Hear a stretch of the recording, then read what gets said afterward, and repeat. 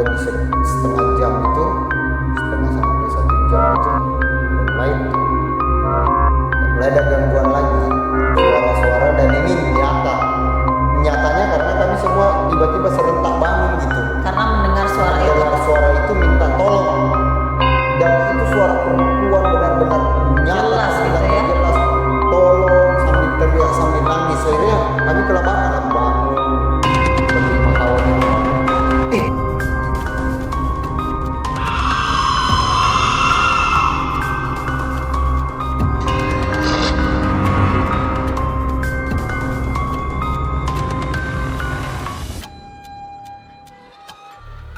Selamat malam pemirsa, saya Evi Yulia akan mengajak pemirsa untuk menyimak kisah di luar nalar dari para bintang tamu dalam Lawa-Lawa Misteri.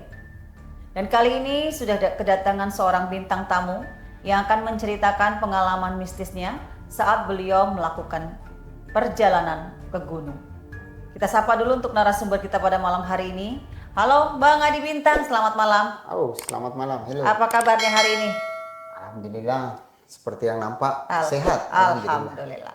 Jadi kita penasaran nih, Bang Adi Bintang punya cerita pas Bang Adi Bintang melakukan perjalanan ke gunung. Itu ke gunungnya ngapain nih? Mendaki gunung atau cuma sekedar jalan-jalan? Jadi ini cerita sekitar 3,5 tahun yang lalu ya, 3 tahunan yang lalu tuh. Jadi kita kan dulu di zaman kuliah dulu memang senang gitu. Jadi kita naik itu sebenarnya ada beberapa tujuan. Pertama mengeksplor alam, yang kedua adalah ya tentunya refreshing gitu. Karena penatnya kita di perkotaan, di khususnya Kota Makassar ya, dengan segala aktivitas yang ada, tentu kita mencari ruang-ruang yang membuat lebih fresh kita berpikir, dan salah satu alternatif itu adalah melakukan proses perjalanan ke gunung gitu. Dan segala keindahannya. Pada saat itu, barang siapa aja nih Bang Adi Bintang melakukan perjalanan ke gunungnya? Yang ingin saya ceritakan sekaitan dengan kejadian-kejadian itu, saya kalau nggak salah, seingat saya itu ada berlima. Itu mendaki atau memang cuma sekedar jalan-jalan refreshing gitu?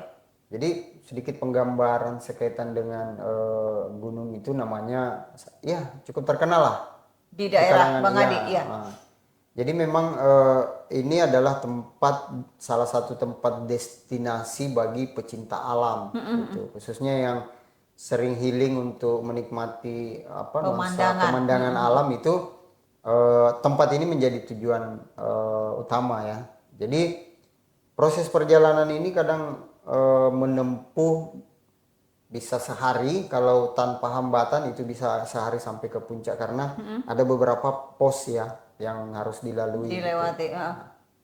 Jadi itu perjalanan dari tempat tinggal Bang Adi ke gunung tadi sekitar 1 jam dengan memakai kendaraan mobil begitu? Enggak. Kalau dari Kota Makassar itu ke kaki gunung tempat awal kita ingin naik itu ada sekitar 3 jam. 3 jam. Pakai kendaraan ya.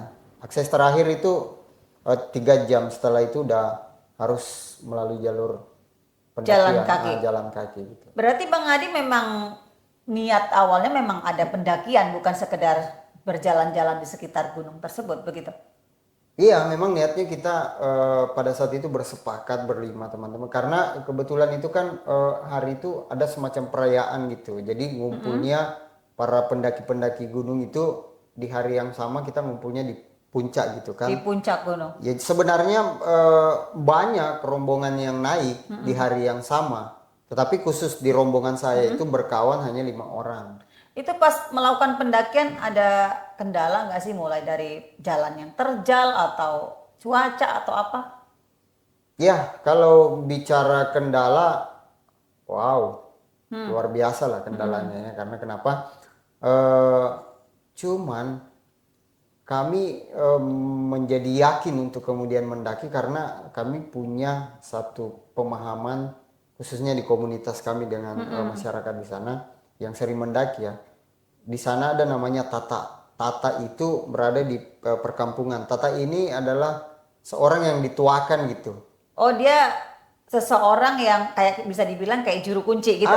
Semacam itu ya. Jadi sebelum kita menaiki itu selalu meminta pandangan gitu ya. Pandangan apa dibolehkan apa enggak. Nah, Jadi pada saat itu Bang Adi dan rombongan meminta izin kepada bukan rombongan kami sih, tapi rombongan yang lain yang entah benar informasinya, tapi dikatakan oleh rombongan lain itu setelah dia berpamitan dengan yang bersangkutan, seorang orang tua itu katanya nggak apa-apa naik, tapi mungkin akan ada kendala-kendala, tapi itu normal-normal aja. Kalau kendala-kendala yang berkaitan dengan hal-hal yang besar kemungkinan nggak ada. Kan itu petuanya. Kadang kita menunggu petunjuk. Kalau dia bilang jangan naik, nggak ada yang berani itu. Tapi karena dia bilang udah nggak apa-apa, membolehkan gitu, akhirnya naik. Kita naik. Dan selama proses perjalanan nih pendakian, tentunya kan dengan pesan dari petuah tadi gitu ya. Ada nggak sih kejadian horor atau mistis selama melakukan perjalanan dan sampai di puncak gunung itu? Ya awalnya perjalanan ini menarik ya, asik sekali. Karena memang niat kita refreshing begitu ya. Jadi awalnya ini juga sih sebenarnya yang membuat mungkin ya bahwa kita menjadi tidak mawas diri dan menjadi kelupaan, karena dalam proses perjalanan itu kita begitu enjoy. Saya berlima nih. Ada banyak sih kelompok-kelompok pendaki yang lain yang sudah mendahului kita, ada yang di belakang gitu kan, masing-masing dengan kelompoknya masing-masing kan. Nah, kami dasar orangnya berkawan ini sudah sering di kampus ya, sama-sama bercanda. Ini candaan itu ke bawah sampai dalam proses perjalanan. Kami sambil mendaki, cuap-cuap, kemudian bercanda, ketawa-ketawa, lepas gitu kan, saling ngejar-ngejar di sela-sela waktu saling ngejar dan pokoknya hal-hal yang berbau-bau mawas diri itu menjadi kelupaan kita. Karena saking asiknya dengan perjalanan tadi. Suasana pada saat itu memang wow, dari sisi pemandangan dan sebagainya itu luar biasa sekali. Kalau boleh tahu pukul berapa itu? Itu kami mulai mendaki itu pukul 10 pagi. 10 pagi. Startingnya 10 pagi. 10 pagi. Nah, jadi cuaca masih bagus ya, saat itu ya. Cuaca masih bagus tapi panas tapi kelihatan sejuk gitu ya. Nah, gitu. Jadi apa saja kendala yang dialami Bang Adi? Mulai dari awal tadi naik, kendala-kendalanya apa aja? Adakah yang berkaitan dengan mistis di situ? Mistis? Horor gitu? Yang berkaitan dengan mistis itu kami baru rasakan itu menjelang di jam petang, sekitar jam-jam setelah kami perkirakan itu setelah asar ya, sholat asar. Jadi proses perjalanan dari pagi ini kan aman-aman aja. Kami kadang berhenti di perhentian yang pos-pos kan, ada beberapa pos sampai ke puncak tuh. Dan kejadian-kejadian aneh itu mulai kami rasakan pada saat setelah asar. Setelah asar. Petang. Itu posisi belum sampai ya ke puncak. Belum sampai. Dan kami perkirakan itu sampainya mungkin jam-jam 10 atau 11 malam nih, baru bisa sampai ke puncak. Jadi apa kejadian horornya nih? Kayaknya kayak tadi kan Bang Adi bilang ada gitu. Coba jelaskan, ada nggak sih kejadian horor yang terjadi pada saat itu?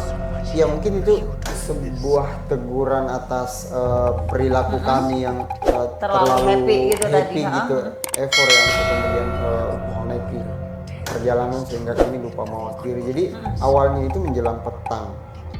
Ini masih keanehan yang sifatnya biasa-biasa aja sih, dan menurut kami lumrah. Jadi kadang tiba-tiba kawan ini ada kawan satu nih ditapuk dari belakang nih, kaget dia kan ditapuk, tapi kan masih ada kawan saya di belakang.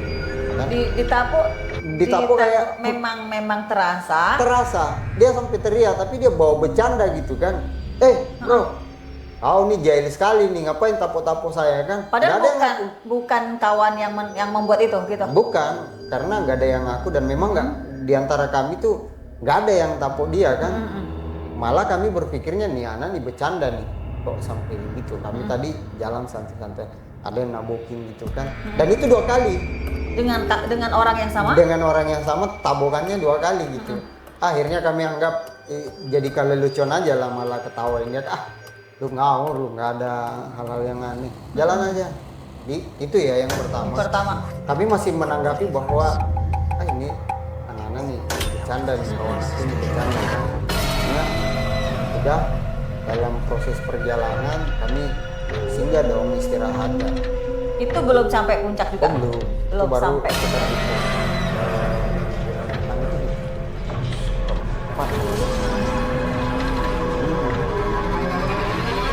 empat. Ini cerita aku baru tahu nih, cerita di pos keempat ini setelah kami turun 2 hari setelah itu ya. Kejadiannya pas pendakian, tapi cerita itu Bang Adi tahu waktu udah turun. Jadi gini, maksudnya adalah cerita tentang hal-hal yang mistis di pos 4 itu kami tahu setelah kami turun, tetapi kejadiannya kami rasakan pada saat kami berhenti sejenak Di untuk pos 4 beristirahat itu? di pos 4 itu. Jadi Apa yang terjadi di pos 4 itu? ini kan sudah mau menjelang maghrib. Maghrib. Udah ya tau lah, udah gelap kan, udah gelap. Akhirnya kami berhenti, ada kawan yang sholat dan kami juga sholat, karena di perhentian itu di pos itu memang ada semacam telaga gitu. Telaga, jadi memang tempatnya itu ada sedikit yang datar gitu, jadi tempat Untuk perhentian sholat. memang untuk sholat dan sebagainya, ngambil air minum, perbekalan dan sebagainya di situ. Jadi menjelang maghrib itu setelah kawan sholat ini, ada satu nih kawan saya nih, ini mulai benar-benar, dan kejadiannya itu kan 2 orang nih ke telaga itu 2 orang. Kami bertiga jaga dong barang-barang itu. Setelah datang kawan saya yang satu itu, kutanyain, Yudi mana? Kok Yudi balik nggak sampai? Dia bilang, Yudi ikut di belakang saya. Wah mulai, bro jangan bercanda nih kan. Tadinya kan kau sama-sama pergi nih. Yudinya Sementara mana? udah gelap, udah mulai gelap ya. ini. Dia masih, ada tadi di belakang saya, bahkan ngobrol saya kan. Nah habis itu kami mulai panik lah. Ini kemana nih? Sampai teriak lah kami kan, brother jangan bercanda gitu, sampai sembunyi nih menjelang ini mau maghrib nih, jangan bercanda kayak gitu. Nggak ada suara juga. Akhirnya kami bersepakat nungguin teman yang sholat itu selesai, itu kami ke telaga lagi Mencari si Yudi itu, tadi. mencari si Yudi. Akhirnya di telaga itu kami tidak temukan siapa-siapa kan. Nah yang lucu, ada sekitar 10-15 menit kami berkeliling mencari cerita. Akhirnya kami balik, takutnya perbekalan kami juga ini Hilang ada yang gitu ya. ada yang hilang kan. Jadi balik, loh rupanya si Yudi ada di situ. Wah pemarah kami kan, sampai lu bercanda bro. Maksudnya bercanda gimana? Kami dari nyari kamu nih, ya kan? Yang Jadi membuat dia kemana nih? ya itu dia yang membuat kami heran itu ketika dia sampaikan gini, bro bukannya kamu si Yudi nih bilang ke kawan saya yang dia kawan tadi itu, justru aku nyari kamu, soalnya tadi pada saat kita jalan bareng menuju ke tempat peristirahatan dari telaga itu, tiba-tiba dia menghilang gitu. Berarti kayak semacam diputar-putarkan ya? Diputar-putar gitu. Si kawan saya si Yudi ini merasa bahwa diikuti sama kawan ini hilang, dan yang kami anggap dia hilang ini justru mencari juga. Pada akhirnya katanya capek juga saya kejar.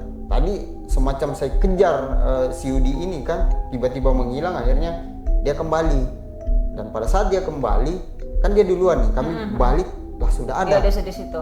Tapi di situ kami masih ya namanya masih jiwa muda pada saat itu ya, kami masih ini di bawah santai aja, bahwa lain kali jangan bercanda kayak gini lah, ini masih jauh perjalanan kita kan.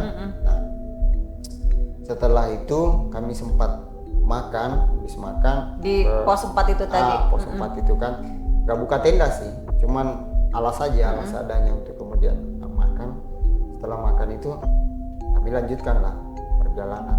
Nah, yang paling unik itu gangguan betul-betul bukan lagi 2 orang kawan saya yang ngerasain, tapi kami berlima sudah rasain itu. Itu apa? Gangguan apa lagi tuh? Jadi gini, saya memang pribadi ya, baru pertama kali ingin tembus ke puncak itu. Oh, jadi selama ini belum pernah. Kalau aku belum pernah sama sekali tembus ke atas ya. Ini pengalaman pertama yang akan saya lalui yang mungkin tembus ke puncak. Kalau kawan-kawan yang lain ini sudah ada yang 2 kali, 3 kali, jadi tahu jalurnya kan. Kalau saya ngikut aja. Yang menjadi membuat kami heran itu dalam proses perjalanan itu, kok kami mutar-mutar gitu. Mutarnya gini, udah benar jalur ke pos 5, ya kan, naik ke puncak ke pos 5, tapi setelah kami jalan berputar-putar, lah kok kembali ke Telaga. Nih, aku ingat cerita ini menjadi merinding. Jadi kami mutar di atas, mutar. Tahu-taunya kami berlima nih kembali ke Telaga nih. Itu berapa kali mutar-mutar Dan di situ? itu ada sekitar perjalanan setengah jam sampai mau sejam ke atas. Harusnya jam normalnya itu udah tembus ya kami di pos 5 karena jaraknya sebenarnya jarak setengah jam aja perjalanan normal ya. Tapi karena diputar-putar. Iya, dan keyakinan kawan saya udah benar jalurnya. Karena 3 orang ini sudah sering mendaki dan tahu jalur itu, Harusnya memang itu gitu ya. Benar kan, kalaupun ada yang salah pasti salah satunya mengingatkan dan mereka yakin bertiga itu bahwa udah benar itu. Ya saya pribadi sih sebenarnya ngikut aja karena kan belum pernah sampai ke puncak. Ngikut. Lah, kaget mereka. Saya juga kaget kan. Saya bilang, ini kalian ngerjain saya nih. Saya berdua kan yang kawan yang pertama. Wah, jangan gitu ya. Bro. Kau nih niat naik atau mau ngerjain kami, masa kau bawa kami berputar-putar sampai kembali ke sini, katanya ini mau sejam loh perjalanan, masa kembali ke sini. Dia sampai sumpah berarti jalur kita sudah benar kan, tapi kok kembali di sini. Dari situ kami udah mulai nih kan, mulai masing-masing panik. Bisa akhirnya udahlah kami coba menghilangkan diri di situ.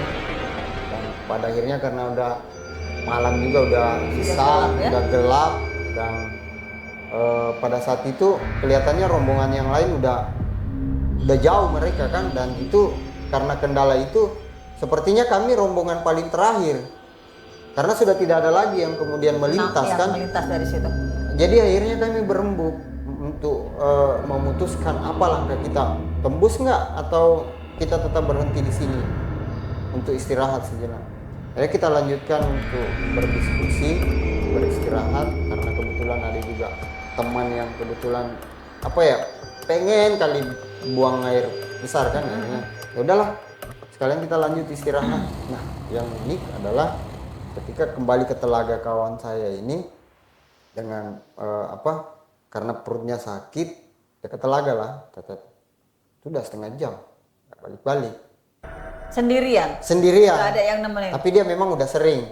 Udah 3 kali naik di situ kan. Jadi sendiri pun kami udahlah, dia udah biasa, tahu situasi di sini kan. Ya setengah jam kok nggak balik-balik. Jadi kami nyusul. Yang anehnya kawan ini aku merinding karena aku rasain waktu kami ke sana, dia di pinggir Telaga itu dia duduk sila gitu. Sedang melakukan apa? Dia semacam berkomunikasi 2 arah gitu. Kasat mata kami berempat melihat itu bahwa terjadi komunikasi 2 arah antara kawan saya dengan seseorang. Tetapi wujud seseorang itu sama sekali aku nggak lihat. Memang dia ada interaksi. Ngomong gitu. Interaksi. Dan itu nampak sekali bahwa dia interaksi 2 arah gitu. 2 arah. Dan sebelum mendekati itu kan kami bincang lah sama teman-teman ini kan. Ini ngapain kau nih? Tahu lah, ayolah samperin katanya kan. Setelah kami samperin, nah karena ada kawan saya yang jahil ini dari belakang, dia buat kaget kan. Bang, kaget dia. Tiba-tiba tersadar kan. Dari mana? Dia bertanya gitu, dari mana? Kamu yang dicari. Udah setengah jam kau katanya buang air besar kan. Kok belum balik-balik? Dia bilang, perasaan saya baru 5 menit di sini. Berarti dia sendiri tidak sadar apa yang dilakukannya. Ya dari keterangannya itu seolah-olah dia nggak sadar gitu kan, karena dia bilang aku baru 5 menit di sini. Padahal kalau seandainya 5 menit nggak mungkin kan kami nyusul, karena dia udah lewat sekitar, ya, udah sekitar setengah jam. Dan dia merasa dia duduk di situ baru 5 menit. Nah, kami tanyain lah, Apa yang dilakukannya gitu? kau ngapain bro? Kau ngobrol dengan siapa? Mm-mm. Sama Mbak, aduh ngeri nih. Iya, aku juga nengok ekspresi Bang Adi ini udah Ya karena mulai horor. iya, karena setelah aku dengan teman-teman nanyain, brother kau ngobrol dengan siapa? Sentak lah kan. Ketika dia sampaikan bahwa saya ketemu seorang perempuan. Hah? Di gunung, di tempat telaga itu ada seorang perempuan. Seorang perempuan yang keterangan kawan saya itu begitu cantik, putih, rambutnya itu terurai panjang, hitam, dan dia berkomunikasi dengan baik. Itu keterangan kawan saya bahwa Apa yang mereka obrolkan? Apa komunikasi apa yang terjadi antara kawan itu? itu yang kami tanyakan. Akhirnya saya bilang, ngawur bro, kami masih bawa bercanda kan, jangan ngawur. Dia bilang, sumpah demi Tuhan, saya baru-baru berkomunikasi sosok perempuan yang cantik. Masa kalian sampai kami yang dibilang, masa kamu nggak lihat, padahal kamu ada di belakang kan. Jadi setelah itu kami sampaikan, sadar bro, memang kami lihat kamu tadi seolah ngobrol, tapi bicara sendiri. Dia bilang enggak, saya ngobrol panjang, cerita tentang kehidupannya, dia mau ngapain naik, dia sampai cerita semua itu. Si sosok perempuan katanya itu cerita pengalamannya, dan dia seorang penikmat pendakian juga. Dan ngakunya sih menurut kawan saya itu salah satu pecinta alam dari salah satu universitas yang cukup ternama lah di Kota Makassar. Tapi sebenarnya itu adalah makhluk kasat mata yang kalian sendiri tidak melihatnya gitu ya. Saya bisa simpulkan dengan cerita ini seperti itu.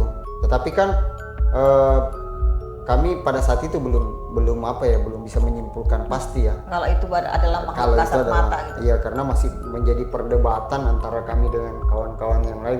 Apakah kita dikerjain sama Si kawan ini ya. kawan ini, anggaplah dia kan seperti senior kami gitu kan, senior dalam konteks pendakian gitu, karena dia sudah punya pengalaman yang banyak tentang pendakian, sehingga kami masih berpikir mungkin kita dikerjain nih kan, menakut-nakuti gitu ya. Jadi akhirnya setelah itu kita nyatakan untuk naik lagi. Lanjut perjalanan. Dan itu pukul 9.30, Setengah 10 malam. Dan kami udah dengan molornya waktu itu kami prediksi yang tadinya setengah 11 itu bisa jadi jam 1 jam 2 malam. Baru sampai ke puncak gunung. Kalau kami terus ya, kemungkinan jam 1 gitu malam atau jam 2 itu kita bisa tembus ke puncak. Tapi karena kita bersemangat, karena kan tahu di atas ini kan lagi rame-ramenya, udah ramai banyak yang lagi ngumpul di sini. Kami sambil nungguin juga pendaki-pendaki yang lain, ternyata kami adalah rombongan yang terakhir. Setelah rombongan kalian tidak ada lagi yang melintas. Tidak ada lagi yang melintas karena sudah pukul 9.30 ya. Nah, dari pos 4 itu kami berjalan lagi dengan jalur yang sama, dengan kesepakatan bahwa kawan saya yang sudah pengalaman ini menjadi pemandu. Di depan tentunya, jalan di depan ya. Tentunya dengan jadi setelah itu kami berdoa bareng-bareng. Habis itu lanjutkan perjalanan. Jalan mulai keanehan nih. Ada lagi keanehan yang terjadi. Dan itu bukan kawan saya yang rasakan, termasuk saya sudah mulai merasakan sesuatu aura negatif sekitar 10-15 menit proses perjalanan. Setelah kami melanjutkan itu udah mulai keanehan nih. Nah, udah muncul suara-suara perempuan gitu kan. Terdengar jelas di telinga Bang Adi atau hanya Bang Adi sendiri ini?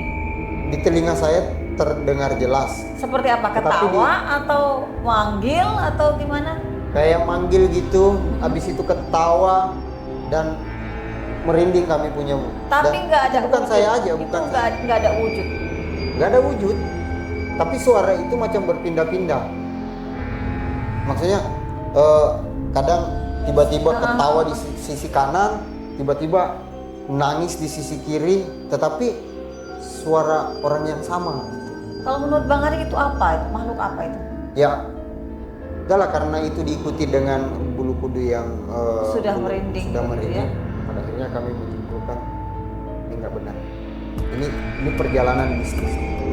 Perjalanan mistis. Dan dia gangguin, tapi kata kawan saya itu udah istighfar, fokus, kita lanjutkan. Tetap jalan. Semoga di atas katanya di pos 5 ini kita bisa dapat rombongan lain yang bisa kita bareng-bareng kan. Itu tidak jauh lagi. Udahlah, kami lanjutkan. Itu 4 sampai 5 kali gangguan seperti itu. Dengan suara yang sama, Dengan ketawa gitu suara ya. yang sama, dan kadang tiba-tiba ada di semak-semak kan, kayak semak belukar itu yang bergoyang, tiba-tiba keluar suara ketawa gitu kan. Itu Bang Adi dan rombongan nggak merasa takut atau ya gimana gitu dengan keadaan seperti Kalau itu? saya secara pribadi udah, kalau bisa diomongin di obrolan ini sepertinya udah mau keluar saya punya air kencing itu, tapi kan aku tahan juga kan, karena saya merasa bahwa kita ada pendamping kawan yang cukup senior itu yang selalu mengingatkan, udah apa yang kalian tahu baca aja, karena kami sudah bersepakat 5 orang bahwa ini mistis, gangguan mistis. Tidak ada lagi yang bercanda ya, bahwa saling nuduh gitu yang tadinya Hanya saling nuduh, bercanda, hanya ya, bercanda dan sebagainya. Pada akhirnya kesimpulan dalam proses perjalanan itu kita lanjutkan dengan ikhtiar yang baik, berdoa dan sebagainya. Jadi 4 sampai 5 kali itu gangguan itu ada. Yang lucunya hampir sejam perjalanan nih ya. Sumpah demi Tuhan, saya katakan bahwa udah, ini benar-benar bukan perjalanan yang menarik jadinya. Karena Malah jadi perjalanan menyeramkan gitu ya. Kenapa? Hampir sejam dengan gangguan itu. Setelah itu kok kami ada dari sisi barat, dan ujung dari sisi barat itu kembali ke telaga. Ini yang jadi soal nih. Yang harusnya sudah sampai ke Yang pos harusnya 5. udah diperkirakan udah sampai ke 5, tapi dari sisi barat kami keluar, yang tadinya kan awalnya itu dari sisi timur tapi ujungnya kembali ke telaga itu. Ini kok kami dari sisi barat ujungnya telaga kembali lagi. lagi ke telaga itu, dapat telaga itu lagi. Jadi hanya muter-muter di daerah situ aja ya, tanpa kayak ibaratnya perjalanan itu kayak seperti nggak berjalan ya, tapi mentok di situ aja gitu. Ya, tapi perasaan kami dengan yang kami rasakan ini kan proses perjalanan panjang dengan membutuhkan waktu yang berjam-jam, tapi sepertinya bahwa kami tidak melakukan perjalanan apa-apa karena startingnya di situ kok kembalinya di situ gitu. Padahal tujuan kami bukan di situ. Harusnya kan ke pos selanjutnya kan. Tapi kembali di situ. Jadi setelah 2 kali nih ya, 2 kali dari pos 4 tadi balik ke telaga. Harusnya yang dari pos 4 ke pos 5 balik ke telaga. Jadi apa yang Bang Adi lakukan? Apakah masih mau meneruskan perjalanan nih, masih nekat atau stop sampai di sini? Nah, yang jadi perdebatan itu di situ. Jadi sempat dengan ketakutan kami masing-masing dikuatkan oleh kawan kita ini. Udahlah, kami bertiga ini menyimpulkan bahwa ini nggak bisa dilanjutkan. Mumpung kita belum terlalu jauh, kita pulang. Tapi mau pulang pun sudah sekitar jam 10 lewat, udah mau jam 11 kan, dengan berputar-putarnya ini. Sama aja kita menyimpulkan bahwa ketika kita turun, tidak ada jaminan bahwa kita tidak mendapatkan kendala ya. Iya, karena Jadi, sudah malam ya kan. Sudah malam. Jadi pada akhirnya kami menyimpulkan bahwa udahlah, kalau gitu sepertinya kita harus beristirahat di sini. Dan saya meyakini bahwa kami memang diarahkan untuk ada di tempat itu. Kenapa Di telaga itu ya? Kenapa tiba-tiba semua bersepakat bahwa ya udah kita pasang camp Di telaga itu. di telaga itu, dengan sudah capek juga kan, udah lapar, ada yang ngantuk dan sebagainya. Akhirnya kita membangun tenda di situ ya. Ya sempat, alhamdulillah, setelah makan ya biasalah, karena pendaki bakar-bakar. Kalau bisa dikaitkan nih antara cerita Bang Adi yang muter sana muter sini, ada nggak sih kaitannya karena selalu mentoknya di telaga, ada nggak sih kaitannya sama perempuan penunggu telaga tadi? Nah, itu dia. Jadi lanjut cerita, kami sudah membangun camp di situ ya. Udah aman lah, perasaan udah kembali sedikit normal setelah kami makan, habis istirahat sejenak, bercanda dan sebagainya. Dan itu pukul 11:30. Kira-kira pukul 11:30 itu salah satu kawan saya tertidur di tenda itu, Di kan kami tenda. berempat masih berbincang. Nah, Ini kawan saya tiba-tiba yang satu, namanya Andi itu tiba-tiba mengarah ke tepi telaga. Kan kami agak jauh dari situ. Jadi kami teriakin lah, kemana brother? Dia bilang sini, ada orang yang minta tolong. Kasihan tuh perempuan minta tolong tuh, mau tenggelam dia. Di telaga. Jadi kami merinding kaget, banguninlah yang satu ini kan kawan saya, bangun ada orang yang tenggelam sana minta tolong. Gitu. Jadi kawan saya ini si Andi ini duluan berlari ke tepi telaga itu. Kami ngikut, nggak ada kami dapatkan. Kalau kami berempat ini nggak melihat sosok manusia atau apapun itu yang minta tolong. Tapi kawan saya si Andi ini bersikuku bahwa ngapain kalian diam, seolah membentak kami, ngapain kalian diam, kenapa nggak menolong gitu? Tolong tuh perempuan tuh, tolong tuh. Saya bilang brother, kamu lihat apa, itu nggak ada apa-apa kok. Dia bilang enggak, tolong sambil histeris kan. Jadinya kan kita udahlah merinding, betul-betul merinding. Akhirnya kami tepuk lah. Jadi kawan saya itu tepuk belakang kawan saya ini namanya Andi kan. Udah tiba-tiba sadar dia kan. Kenapa? Dia bilang, dah duduk dulu. Jadi menenangkan diri kami di tepi telaga nih. Kami di tepi telaga, akhirnya duduk. Ceritain lah, Di, kamu lihat apa? Kok teriak-teriak bahwa ada orang yang tenggelam? Dia bilang, iya brother, perempuan yang sama yang saya temani cerita tadi, itu yang saya lihat, kemudian tenggelam. Dan itu kenapa saya minta tolong, teriak-teriak minta tolong, bantu dia. Saya sampaikan, kami di belakangmu nih, setelah kamu teriak kami di belakangmu, itu sama sekali nggak ada sosok apapun yang kami lihat. Sama dengan kejadian sebelumnya. Berarti dari awal cuman si Andi ini yang diperlihatkan sosok perempuan tadi ya. Dan itu benar-benar menurut si Andi ini nyata. Dia lihat itu kan. Nah, singkat cerita, karena udah larut malam juga dan pada akhirnya tidak menyimpulkan apa-apa untuk naik lagi. Akhirnya kita kembali ke camp ya. Turun juga nggak mungkin, udah jam tengah malam gitu kan. Akhirnya udah kita paksakan, habis minum kopi dan sebagainya, kami sama-sama masuk ke camp tidur kurang lebih setengah jam itu, setengah sampai 1 jam itu udah mulai ada gangguan lagi, suara-suara, dan ini nyatanya karena kami semua tiba-tiba serentak bangun gitu karena mendengar suara itu minta tolong. Dan itu suara perempuan benar-benar nyata, jelas panggilannya gitu ya? Jelas, tolong, sambil teriak sambil nangis. Akhirnya kami kelabakan lah, bangun berlima kawan ini bangun. Dengar kan? Iya dengar. Ayo keluar. Nggak dapat sosok apa-apa. Tetapi si Andi yang lucu, dia lihat di tepi telaga perempuan sama berbaju putih yang sama dengan yang diceritakan, rambut berurai, ya kan? Akhirnya dia tunjuk, itu sana dia. Berbondong-bondong lah kami ke tepi telaga yang tadi itu. Sampai di sana tidak ada apa-apa. Dan si Andi pun, kok hilang brother? Kok hilang? Tadi dia di sini nih. Tadi dia sini. Kok hilang? Dah lah, dari situ kami betul-betul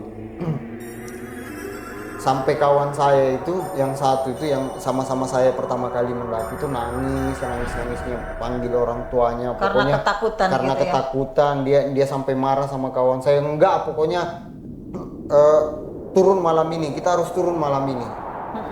Tapi kan kita kayak saya nggak berani turun, pokoknya maunya di situ aja. Karena kenapa saya berpikirnya bahwa ketika kita turun tidak ada jaminan juga. Karena sudah setengah malam walaupun juga tidak ada gangguan mistis, paling nggak gangguan alam juga kita ngeri ya kan. Benar, akhirnya dalam proses perdebatan itu muncul terus tuh suara tuh tolong, semua dengar tolong. Dan kami berpegangan. Akhirnya udah kami tinggalkan tempat itu, kembali ke camp di dalam. Pokoknya di dalam dengan ketakutan, hanya satu orang itu, kawan saya ada satu itu yang mungkin ya, agak-agak kuat agamanya ya, agak cukup tenang. Dia di depan itu duduk seolah menjagain kita kan dengan komat kami mulutnya membaca zikir atau apa. Kami berempat di dalam udah ketakutan, udah asli ketakutan. Dan itu tank setengah. Jadi proses itu kami nggak ada yang tidur. Alhamdulillah, satu kesyukuran bagi kami teng sekitar setengah 4 datang sosok orang tua lelaki. Jadi Ini apa? Makhluk astral atau manusia biasa? Manusia itu, biasa. itu warga setempat ya. Warga setempat. Warga setempat melintaslah lewat di posko kami, di camp kami. Akhirnya kami teriak, abah, mbak, tak. Kami panggil lah, tak, tolong tak, datanglah. Dia bawa apa peralatan kerja gitu kan, kayak mau nyari kayu gitu ke gunung. Akhirnya Tata datang tuh, dipanggilnya kan kami orang tua di sana tuh panggilnya Tata, tak, tolong tak. Dengan ekspresi wajah dan badan yang gemetaran kami minta tolong. Karena masih ketakutan Tata, tadi ya. gitu kan. Akhirnya udah senyum-senyum aja sih. Dah kan, dah yuk kemas barang kalian. Memang kalian tidak layak di sini. Ayo turun. Jadi akhirnya si orang tua ini itu setengah 4 subuh. Setengah 4 subuh dengan kondisi fisik yang luar biasa. Tentunya capek karena tidak ada istirahat dan mutar-mutar ya kan. Mutar, tapi kami ikuti akhirnya petunjuk dari si orang tua ini, si warga setempat ini. Dia pun pada akhirnya tidak melanjutkan perjalanan. Dia bilang, udah kemas barang-barangmu, saat ini kita turun. Dengan bahasa dialektika Makassar kan. Akhirnya kami kemas, turunlah. Jadi proses perjalanan turun ini masih ada aja gangguan. Masih ada gangguan. Gangguan itu nyata betul dalam proses perjalanan. Padahal itu sudah pagi ya. Udah setengah 4 menjelang subuh, iya kan? Tapi masih gelap lah. Gangguan apa nih yang dirasakan? Gangguan itu masih sama? Suara masih yang sama, tapi kan kita udah tidak terlalu kaget seperti karena ada sosok orang tua ini kan, si Tata ini. Dia teriak itu jelas sekali. Dia manggil, jangan tinggalkan saya, tolong saya, jangan tinggalkan saya, tolong saya, jangan tinggalkan saya, tolong saya. Itu aja kalimat, 2 kalimat itu yang teriakan-teriakan itu. Akhirnya si Tata itu bilang, gak usah didengarin, jangan ada yang balik ke belakang ya. Pokoknya jalan lurus ke bawah, jangan ada yang menghadap ke belakang. Pokoknya fokus jalan dan abaikan suara-suara itu. Dan Tata ini udah sadar juga kan gangguan, tapi dia santai aja dan kami ikutilah semua.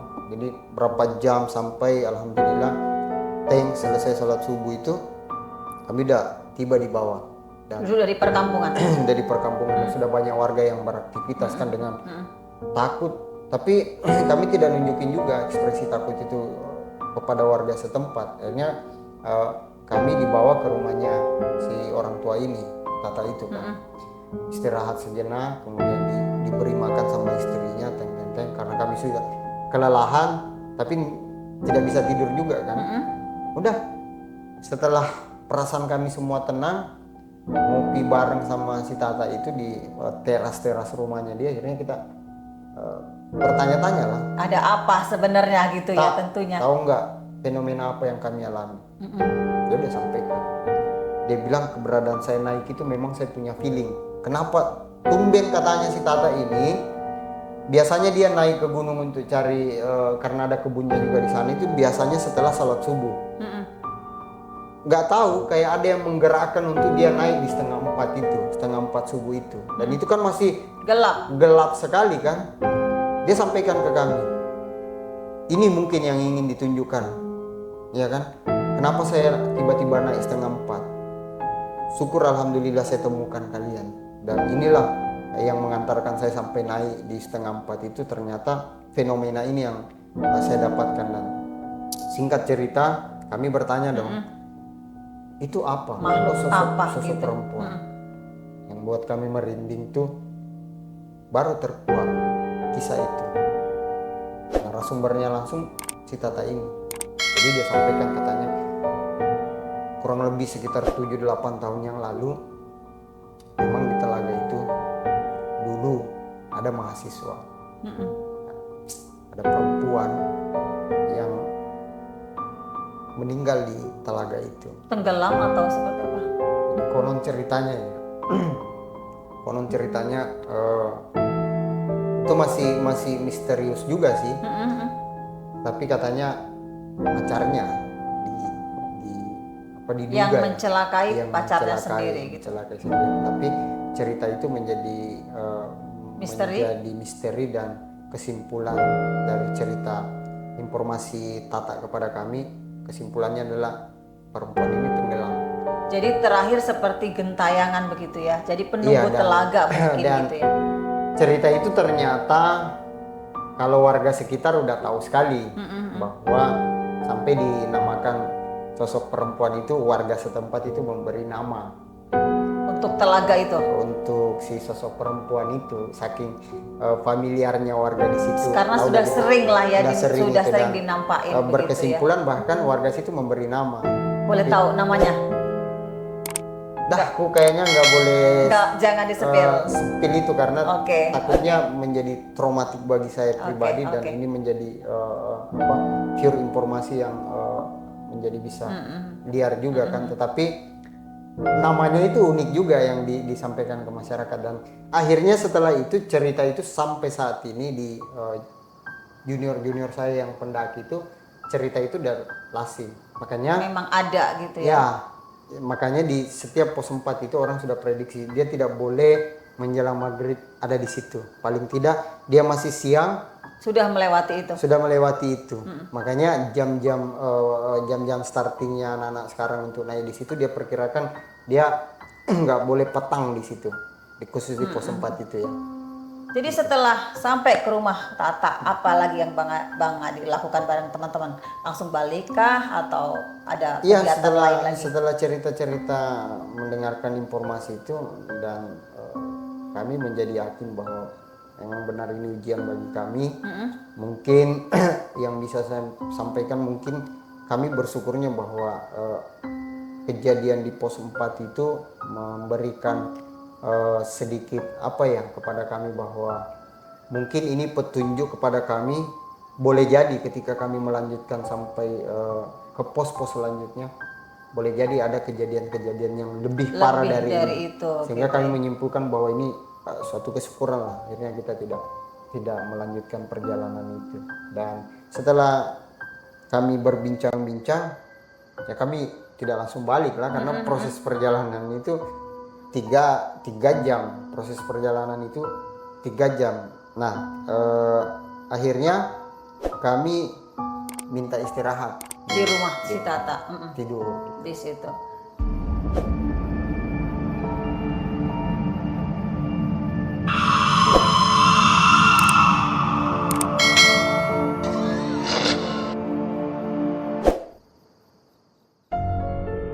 Jadi Bang Adi, setelah berapa kejadian yang Bang Adi lalui tadi, dari disasar-sasarkan, suara perempuan dan sebagainya. Setelah Bang Adi sampai di rumah nih ya kan, selama perjalanan pulang ke rumah, masih ada gangguan lagi nggak? Dalam proses perjalanan pulang ke alhamdulillah nggak ada lagi. Nggak ada. Sampai saat ini juga tidak ada lagi gangguan. Sampai hari ini alhamdulillah Alhamdulillah masih ya. sudah ada di ibu kota nih. Iya. Nah, alhamdulillah Jadi masih nggak ada gangguan lagi. Jadi ada nggak kesan-kesannya atau pesan-pesan Bang Adi ini untuk para pendaki yang pastinya sampai saat ini masih banyak ya yang mendaki. Ada nggak pesan-pesannya? Ya kalau pesannya sih pasti ada ya, khusus ini menjadi pesan bagi saya pribadi, dan tentu bisa menjadi pesan bagi teman-teman yang lain, khususnya yang pecinta pendakian gunung ya, atau alam bebas. Nah, yang ingin saya sampaikan adalah mawas diri tentu harus, dan menjaga etika, karena kita tidak tahu apa yang akan terjadi. Proses perjalanan itu kalau perlu, kalau bisa ya, jangan ada candaan atau apapun itu yang sifatnya berlebihan gitu dalam proses perjalanan pendakian, karena boleh jadi hal-hal seperti itu yang mereka merasa terusik gitu kan, Dengan kehebohan kita gitu ya. kebisingan kita yang kemudian dianggap mungkin bahwa tidak sopan gitu. Padahal sesungguhnya kita tamu ceritanya. Boleh jadi mereka tuan rumah, kita tamu yang kemudian tidak menghargai tuan rumah. Sehingga pesan saya adalah tetap mawas diri, tahu jalur, kemudian paling tidak semua perbekalan itu harus disiapkan, karena itu juga menjadi penting ya. Sehingga ke depan ketika ada perjalanan seperti itu semuanya disiapkan, Sudah baik safety, fisik, ya kan? mental, dan kewaspadaan tentunya. Itu aja Tetap sih. hati-hati ya. Tetap hati-hati Tetap dengan- mengutamakan Ya, keselamatan. tetapi dengan cerita ini jangan menjadi kita menjadi Takut gitu takut ya. untuk kemudian mengekspresikan diri kita untuk kemudian tetap pada hobi kita. Yang penting tetap menjaga keselamatan dan tetap menjunjung tinggi etika Nah, adat betul. adat setempat ya kan. Nah. Oke, terima kasih waktunya Bang Adi Oke, ya untuk sama-sama. hari ini udah berbagi kisah dengan kami di Lawa-Lawa Misteri. Sekali lagi terima kasih banyak. Oke. Sukses selalu. Thank Oke. you. Oke pemirsa, demikianlah bincang-bincang kami hari ini. Semoga apa yang kami bincangkan hari ini bisa diambil hikmahnya dan tetap waspada dan tetap mengutamakan keselamatan. Jangan lupa saksikan kisah Lawa-Lawa Misteri berikutnya dan sampai jumpa.